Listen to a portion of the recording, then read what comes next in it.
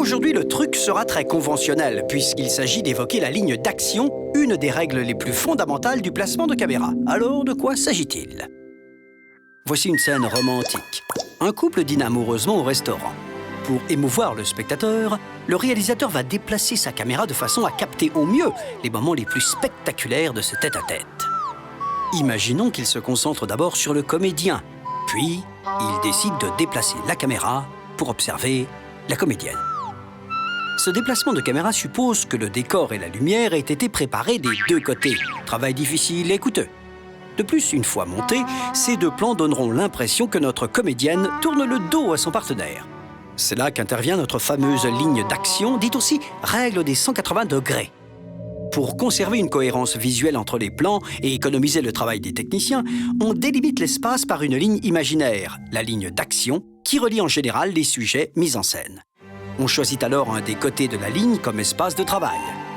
Pour assurer la compatibilité des plans au montage, la caméra ne sortira plus de cet espace et couvrira donc au plus un angle de 180 degrés. Nos amoureux ne se quitteront plus des yeux et nos décorateurs et éclairagistes seront soulagés. Mais osons l'extrême. Aux deux extrémités de notre espace de travail se trouve la zone de prédilection du champ contre champ. Figure de style imparable pour restituer l'intimité d'un échange entre deux personnages. En respectant notre ligne d'action, le personnage de gauche se retrouve appuyé à gauche de l'écran et celui de droite à droite. Leur liaison est harmonieuse. Dès que la caméra franchit la ligne à une extrémité, la direction du regard s'inverse et le face-à-face devient plus difficile à percevoir. Mais alors que se passe-t-il lorsqu'un troisième personnage entre en jeu, en l'occurrence le mari jaloux de notre héroïne? Eh bien, nous allons déplacer la ligne d'action afin d'englober ce nouveau comédien dans l'espace de travail. La caméra va donc pouvoir franchir la ligne d'action précédente pour observer les échanges entre les trois protagonistes. Toutefois, il sera préférable de rester dans l'intersection entre le nouvel et l'ancien espace de travail pour filmer la comédienne lors de ses échanges avec son amant. Ce qui prédomine alors, c'est le contact visuel entre les acteurs. La ligne d'action se déplace avec la ligne de vision des comédiens.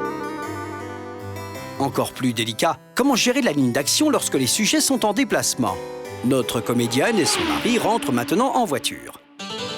A priori, la ligne d'action est définie par la trajectoire de la voiture. Car si la caméra passe d'un côté à l'autre de cette trajectoire, au montage, le véhicule semblera faire des allers-retours incessants.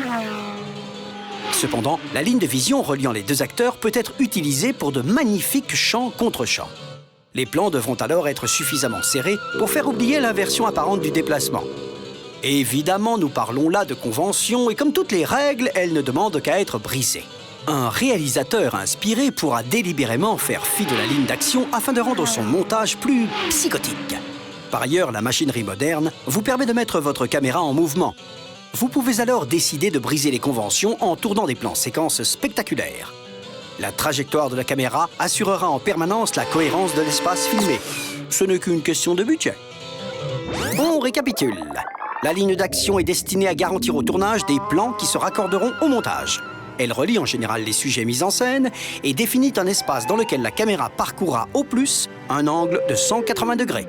Elle peut évoluer en fonction de la ligne de vision des principaux protagonistes. À bientôt pour un nouveau truc!